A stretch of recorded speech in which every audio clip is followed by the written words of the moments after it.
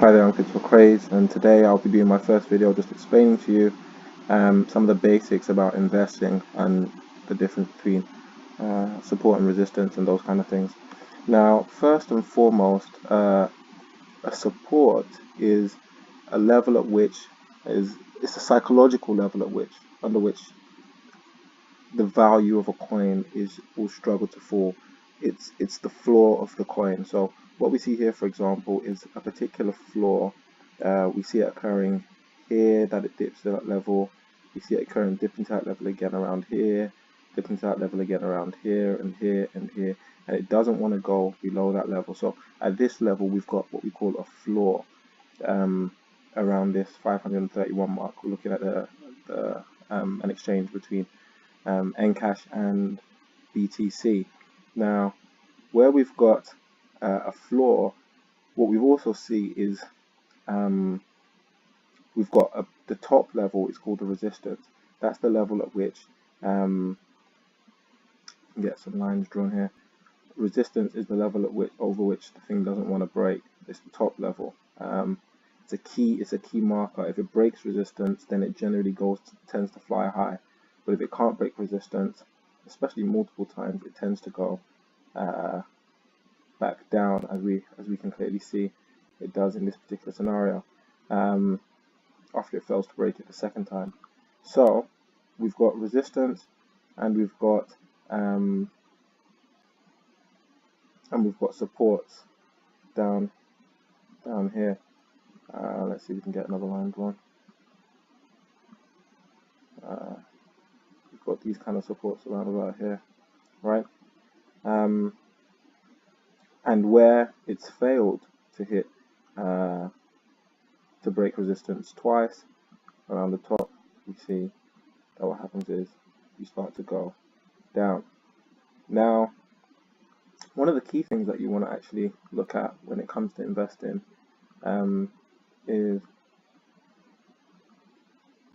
in what direction the support is generally tending to move. That's probably one of the biggest indicators as to where a coin is going in terms of price. If the supports are constantly moving upwards, then you can expect that coin will, is generally going to continue to increase. So if we take, for example, what kind of level of granularity should we look at? If we take, for example, one of my favorites, decreasing wedge.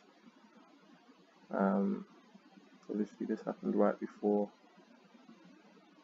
NCASH exploded in value recently. We have what we call a decreasing wedge. So we had a period.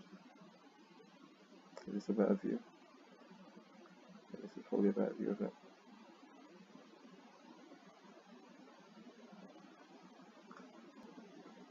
Let's make it 1 hour.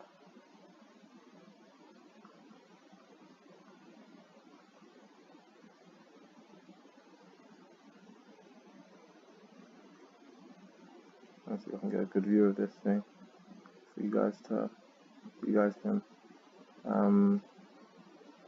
understand what's going on. Yeah, here's fine anyway. We had a period where,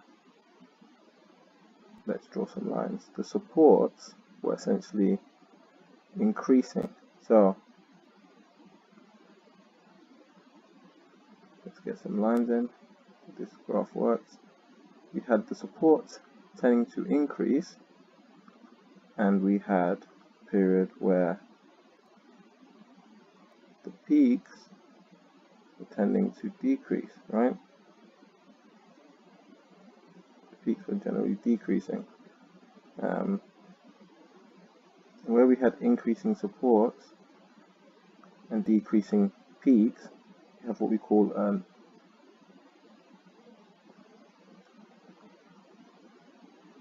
downward wedge, and that downward wedge suggests that when all things eventually do meet, if you've done this correctly, you generally tend to see a huge breakout in terms of price, which is exactly what we're seeing. as we follow on, we see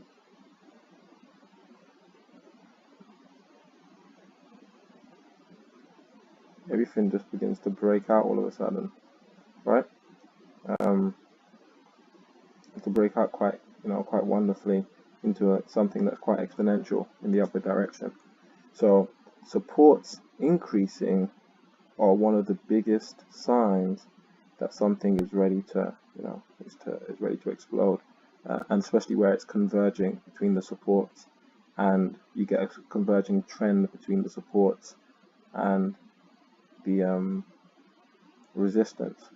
So anyway, that's just the first quick video for you guys, and hopefully that was helpful.